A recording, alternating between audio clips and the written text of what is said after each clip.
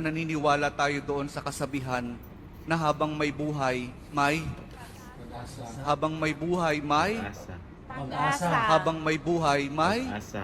Pag-asa. pagsubok. Dahil tayo katiwala ng Diyos, binibigyan din niya tayo ng iba't ibang klase ng pagsubok.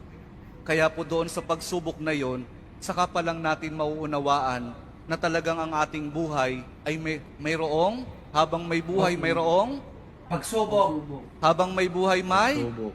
Pagsubok. pagbangon. Huwag niyong hayaan na kapag meron kayong pinagdaraan ng pagsubok, ay hindi kayo babangon. Kailangan meron tayong pagsumikap na pagtsatsagaan natin yung ating mga pagsubok na pinagdaraanan. At kapag merong pagsubok at merong pagbangon, saka pa lang natin mauunawaan na talagang ang ating buhay, na habang may buhay, may Pagbangon. habang may buhay, may Pagbangon. pag-ibig. Ang pag-ibig na nagmumula kay Jesus lamang sa ating mahal na poong Jesus Nazareno.